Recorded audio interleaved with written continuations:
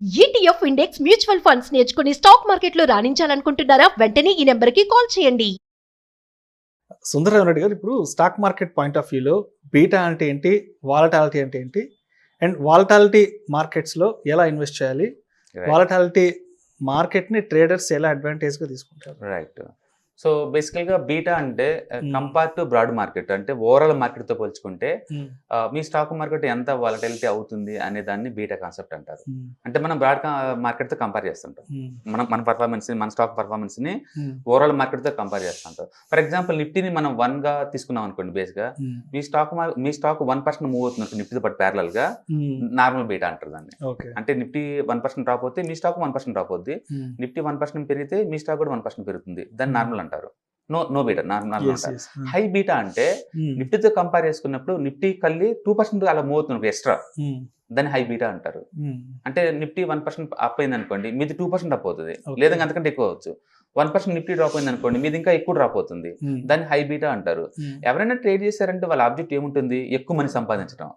ఎక్కువ మనీ ఎలా సంపాదించాలంటే మార్కెట్తో పోల్చుకుంటే ఎక్కువ పెరిగే స్టాక్స్ నువ్వు ట్రేడ్ చేయాలి. అంటే మీకు హై బీటా స్టాక్స్ కావాలి. సో హై బీటా స్టాక్స్ అంటే ఓవరాల్ మార్కెట్ రిస్క్తో పోల్చుకుంటే మనకి ఎక్కువ రిస్క్ ఉన్న స్టాక్స్ అని అర్థం. రిస్క్ రివార్డ్ రెండు, ఎక్కువ ఉన్న స్టాక్స్ని బీటా అంటారు. సో మీరు ఇంటర్డే ట్రేడింగ్ చేస్తున్నారా, ఒకసారి మీ స్టాక్ యొక్క బీటా చెక్ చేసుకోండి. అది మార్కెట్తో పోల్చుకుంటే ప్యారల్గా మూవ్ అవుతుందా, తక్కువ మూవ్ అవుతుందా, ఎక్కువ మూవ్ అవుతుందని. బేసికలీ ఇప్పుడు ఎఫ్ఎంజీసీ ఉన్న సెక్టర్ ఉంది అనుకోండి, లో బీటా స్టాక్స్. ఎఫ్ఎంజీసీ మొత్తం కూడా. అండ్ మెటల్స్ అనుకోండి, న్యాచురల్ హై బీటా స్టాక్స్. అంటే మీరు మెటల్స్ ఇంటర్డే ట్రేడ్ చేస్తున్నారు అనుకోండి, 3-4% ఈజీగా మూవ్ అవుతాయి. అది అప్ కావచ్చు, డౌన్ కావచ్చు, కంపేర్ టు మార్కెట్ మూవ్తో పోల్చుకుంటే. అదే లో బీటా స్టాక్స్ అంత మూవ్, అంత రియాక్ట్ అవ్వవు. సో లో బీటా స్టాక్స్ ఇన్వెస్ట్మెంట్ చాలా మంచిదండి. లో బీటా స్టాక్స్ వరకు అయితే చాలా బెస్ట్. ఎందుకంటే మార్కెట్ 10% పడేంత వరకే నువ్వు రిస్క్ మేనేజ్ చేయగలుగుతావు. అంతకు మించి పడుతుంది అనుకోండి, రిస్క్ మేనేజ్ చేయలేవు. ఎందుకంటే ఒక 100 రూపీస్ స్టాక్ 50కి వచ్చింది అనుకోండి, మీరు లాస్ అయిన 50%. కానీ 50 రూపీస్ స్టాక్ 100కి వెళ్ళాలంటే 100% పెరగాలి. ఈజీగా 2-3 ఇయర్స్ పడుతుంది రికవర్ అవ్వాలంటే. అంటే డ్రాప్ అవటం 1 వీకే, రికవరీ మాత్రం ఇయర్స్ పడుతుంది. అందుకని దాన్ని బ్యాలెన్స్ చాలా కష్టం. అదే మీరు లో బీటా స్టాక్ అనుకోండి, మార్కెట్ పడుతున్నప్పుడు మీద పడుతుంది, బట్ మార్కెట్ అంత పడుతుంది మీది. సో ఇండెక్స్ 10% పడింది అనుకోండి, మీది 5% పడుతుంది, రికవరీ చాలా ఈజీ. అందుకని ఇన్వెస్ట్మెంట్ ఎప్పుడు కూడా లో బీటా స్టాక్స్ అని ఫిల్ చేయాలి. ట్రేడింగ్ ఎప్పుడు కూడా హై బీటా స్టాక్స్ అని చేసుకోవాలి. ట్రేడింగ్ పాయింట్ హై బీటా ఉంటే మోర్ మనీ వస్తుంది. ఓవరాల్ గా అది 4% మూవ్ స్టాక్ అనుకోండి, నేను మధ్యలో ఎక్కడ ఎంటర్ అయినా 1%, 0.5% ఈజీగా వచ్చేస్తాయి హై బీటాలో. అది లో బీటా అనుకోండి, అది రోజు మొత్తం మూవ్ అయితే 0.5 అన్నప్పుడు నాకేమొస్తుంది, ఏం రాదు. అందుకని ట్రేడింగ్ పాయింట్ ఆఫ్ ఎప్పుడు కూడా మీరు హై బీటా స్టాక్స్ తీసుకోవాలి. సో హై బీటా అనే కాన్సెప్ట్ ఎప్పుడు వాడతాం అంటే compare to broad market, overall market తో పోల్చుకుంటే మనది ఎక్కువ మూవ్ అయ్యే స్టాక్ ని మనం హై బీటా అంటాం. రివార్డ్ ఎక్కువ ఉంటుంది, రిస్క్ ఎక్కువ ఉంటుంది. అందుకని మీ స్టాప్ లాస్ మేనేజ్మెంట్ పర్ఫెక్ట్ చేసుకోవాలి వాటిలో. ఓకే, అందుకని మనం స్టాప్ లాస్ మేనేజ్మెంట్ చేసేటప్పుడు లో బీటా స్టాక్ కి హై బీటా ఒకలా చేయలేము. చాలా మంది చెప్తారంటే ఒక 1 lakh ఉంది అనుకోండి, రిస్క్ 1% కంటే ఎక్కువ చేయొద్దు అంటారు. బట్ ఐటీసీ అనుకోండి లో బీటా స్టాక్, అది టాటా స్టీల్ అంటే హై బీటా స్టాక్స్. రెండింటికి 1000 రూపాయలు అంటే కుదరదు మీకు. అంటే స్టాక్ బీటాని పెట్టేసి మీరు స్టాప్ లాస్ మేనేజ్మెంట్ చేయాలి. అందుకని మీరు ఎప్పుడు కూడా 2 లేదా 3 ఏటీఆర్ని క్రైటీరియా తీసుకోవాలి స్టాప్ లాస్ మేనేజ్మెంట్ చేసేటప్పుడు. అందుకని వాలటిలిటీ అనేది స్టాప్ లాస్ మేనేజ్మెంట్లో ఒక మంచి ఇంటిగ్రల్ పార్ట్ అనమాట, ఖచ్చితంగా మెయింటైన్ చేయాలి. ఓకే, సో బీటా అంటే ఓవరాల్ మార్కెట్తో పోల్చుకున్నప్పుడు మీ స్టాక్ ఎంత మూవ్ అవుతుంది అనేది బీటా. వాలటిలిటీ అంటే ఆ స్టాక్ యొక్క ఓవరాల్ మూమెంట్, ఒక లోయెస్ట్ నుంచి హైయెస్ట్, ఆ stock overall movement. Nothing to broad market తో మనం కంపేర్ చేయలేము.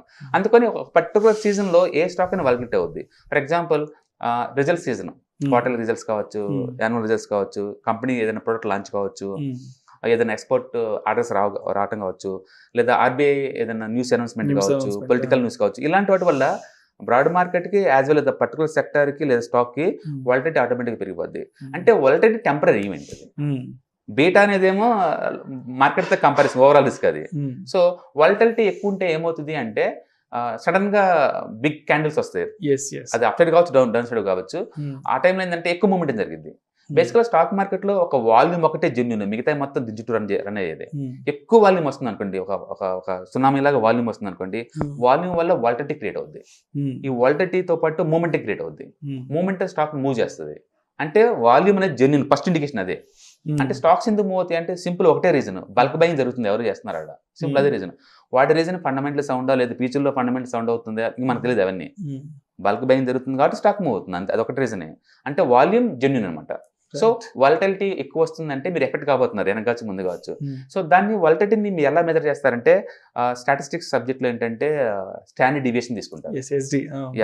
SD1 అంటేనేమో మూవింగ్ యావరేజ్ నుంచి 68% వచ్చి మళ్ళీ ప్రాబిలిటీ బ్యాక్ వచ్చే ప్రాబిలిటీ ఉందని, స్టాండ్ డివియేషన్ 2 అంటేనేమో 90% అక్కడ దాకా వెళ్ళి బ్యాక్ వచ్చే ప్రాబిలిటీ ఉందని, స్టాండ్ డివియేషన్ 3 అంటేమో 99% అక్కడికి వెళ్ళి బ్యాక్ వచ్చే ప్రాబిలిటీ ఉందని చెప్పేస్తారు. అట్లా స్టాండ్ డివియేషన్ ద్వారా నీ స్టాక్ యొక్క వాలటిలిటీని మెజర్ చేస్తారు. ఫర్ ఎగ్జాంపుల్ ఎవరైనా రివర్సల్ ట్రేడింగ్ చేద్దాం అనుకున్నారు అనుకోండి, వాళ్ళు ఖచ్చితంగా ఈ స్టాండ్ డివియేషన్ వాడతారు. అంటే ఎక్స్ట్రీమ్ వచ్చిందా లేదా, ఓవర్ బాట్కి లేదా ఓవర్ షాట్కి వచ్చిందా లేదా తెలుసుకోవాల్సిన వాడతారు. సో పర్టికులర్ గా స్టాక్ వాలటిలిటీ మీరు మెజర్ చేయాలనుకుంటేనేమో వాలటిలిటీ, అంటే ఓవరాల్ గా బ్రాడ్ మార్కెట్ తో పోల్చుకుంటే నా స్టాక్ బిహేవియర్ చూసుకోవాలంటే బీటా కాన్సెప్ట్ వాడతాం. సపోజ్ రేపు మార్కెట్ 2% డ్రాప్ అవుద్దని నాకు అనిపించింది అనుకోండి రేపు, అప్పుడు లో బీటా స్టాక్స్ నా దగ్గర ఉంది, నాది 1% పడిపోద్ది రేపు 2% మార్కెట్ డౌన్ అయినా సరే. సో అది బీటా. వాలటిలిటీ అనుకోండి, నా పర్టికులర్ స్టాక్ కూడా వాలటిలిటీ రావచ్చు కదా. So high beta stock high volatility అనుకోండి, డెడ్లీ కాంబినేషన్. ఆ రోజు మీరు రావటం 10%, పోవటం 10% జరిగిపోతుంది సింగిల్ డేకి అది. సో అట్లా మార్కెట్ లో వాలటిలిటీ అనేది నిరంతరం వచ్చే ఈవెంట్, ఎందుకంటే అది మన కంట్రోల్ లేని ఈవెంట్. సో అందుకని స్టాప్ లాస్ మేనేజ్మెంట్ పర్ఫెక్ట్ చేసుకోవాలి. మీకు ఎంత రిస్క్ అఫోర్డబిలిటీ ఉంటే అంతవరకు తీసుకోవాలి. బేసికల్గా ఇన్వెస్ట్మెంట్లు ఏంటంటే లాంగ్ టర్మ్ పాయింట్ ఆఫ్ కాబట్టి పట్టించుకోరు, బట్ ట్రేడింగ్ పాయింట్ ఆఫ్ లో you have to give the too much importance beta and volatility చాలా ఇవ్వాలి. ఓకే, సో స్టాక్ యొక్క ఓవరాల్ మూవ్మెంట్ ని మనం వాలటిలిటీ అనుకోవచ్చు, lowest to highest. And beta అంటే మాత్రం ఓవరాల్ మార్కెట్ తో కంపేర్ చేసినప్పుడు మన స్టాక్ ఎలా బిహేవ్ చేస్తుంది అనేది బీటా కాన్సెప్ట్. సో మీరు ట్రేడింగ్ పాయింట్ ఆఫ్ ఉంటే మాత్రం ఖచ్చితంగా అది ఇంటర్డే ట్రేడింగ్ వాళ్ళు అయితే మాత్రం ఖచ్చితంగా స్టాప్ లాస్ మేనేజ్మెంట్ చేసుకోవాలి. అది 2 కానీ లేదా 3 ATR ని స్టాప్ లాస్ గా తీసుకోండి. ఈవెన్ టార్గెట్ కూడా అంతే, 2, 3, 4 ATRs ఇలా టార్గెట్ పెట్టుకోవచ్చు. స్టాప్ లాస్ మేనేజ్మెంట్ చేయకుండా అసలు ఇంటర్డేకి రావద్దు, ఎందుకంటే అది ఇంటర్డే ట్రేడింగ్ అంటేనే నథింగ్ బట్ ఎక్కడ లాస్ కట్ చేసుకోవాలని తెలిసి ఎక్స్పర్టైజ్ అవడం అనమాట. ఎంత మనీ వచ్చిందని కాదు, ఎంత తక్కువలో మనం లాస్ తో బయటకు వెళ్తాం అనేది intraday trading. Delivery based trades అయితే మనకు అవసరం లేదు, ఎందుకంటే చాలా మంది మూవింగ్ యావరేజ్ బ్రేక్ డౌన్ అయితే బయటకు వెళ్దామని ఇలా పెట్టుకుంటారు. బట్ మార్కెట్ లో వాలటిలిటీ ఎక్కువ డైవర్సిఫై చేయాలి, ఒకే స్టాక్ లో కూర్చోకుండా. అప్పుడు ఏమవుతుందంటే ఏదైనా స్టాక్ సడన్ గా 10% గ్యాప్ డౌన్ అయినా కూడా ఓవరాల్ పోర్ట్ఫోలియో ఎఫెక్ట్ అవ్వదు. మార్కెట్ లో గ్యాప్ డౌన్ అవ్వడం అనేది కామన్ థింగ్. అంటే రిజల్ట్ బాగాలేదనుకోండి ఈజీగా 10%, 50% అవుతాయి. అలాంటి పోర్ట్ఫోలియో ప్రతి ఒక్క స్టాక్ ఒకటి ఉంటుంది. నా దగ్గర అమరాజా బ్యాటరీస్ ఉంది, నేను అది బై చేశాను. ఆ నెక్స్ట్ డేనే ఏపీ గవర్నమెంట్ వాళ్ళు పొల్యూషన్ బోర్డు వాళ్ళు నోటీస్ ఇచ్చారని చెప్పి స్టాక్ 4% డౌన్ అయింది. ఊహించండి, సింగిల్ డే. అంత ముందు రోజే నేను ఎంటర్ అయ్యాను, సింగిల్ డే పడిపోయింది. తర్వాత విత్ ఇన్ 1 వీక్ మళ్ళీ అది రికవర్ అయింది. నేను కొన్న ప్రైస్కి వచ్చేసి మళ్ళీ 20,000 ప్రాఫిట్లోకి వచ్చేసాను. మళ్ళీ అప్పుడు ఆ company one of the promoter, foreign promoter, అతను 10% వాటాని వేరే వాళ్ళకి అమ్మేస్తున్నాడు. మళ్ళీ గ్యాప్ డౌన్ అయిపోయింది, మళ్ళీ 5% ఇంత రికవర్ అవ్వలేదు. సో ఆ గ్యాప్ డౌన్స్ దాన్ని బ్యాలెన్స్ చేయలేడు అంతే. బట్ ఓవరాల్ పోర్ట్ఫోలియోతో పోల్చుకుంటే అది నాకు 0.5% అంతే. So it's okay. అందుకని ప్రతి స్టాక్ మనం స్టాప్ లాస్ మేనేజ్మెంట్ చేయలేం కానీ, బట్ ఓవరాల్ గా మాత్రం you have to take care of this volatility, తీసుకోవాలి కంపల్సరీగా. హాయ్, మీరు స్టాక్ మార్కెట్ కి కొత్త, లేదా మీరు మార్కెట్ లో ఉన్నా సరే మనీ మేక్ చేయడం టఫ్ గా ఉందా? అంటే స్టాక్ మార్కెట్ లో ఎన్ని సంవత్సరాలు ఉన్నా సరే ఇంకా బ్రేక్ ఏం రావట్లేదా? లేదా మీరు పెద్ద మొత్తంలో స్టాక్ మార్కెట్ లో మెయింటైన్ చేయాలనుకున్నారా?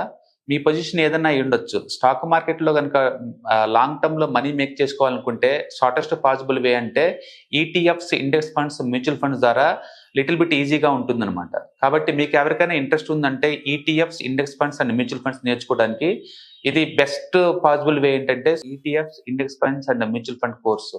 ఇది ఎవ్రీ మంత్ వీకెండ్స్ లో సాటర్డే, సండే, మండే ఇలా 3 రోజుల్లో daily 2 hours, totally 6 hours program ద్వారా నేర్పడుతుంది. ఇంట్రెస్ట్ ఉన్న పార్టిసిపెంట్స్ కింద స్క్రోల్ అవుతున్న నెంబర్స్ ని కాల్ చేయడం ద్వారా లేదా రిజిస్టర్ చేసుకోవడం ద్వారా మీ సీట్ని బుక్ చేసుకోవచ్చు. Thank you.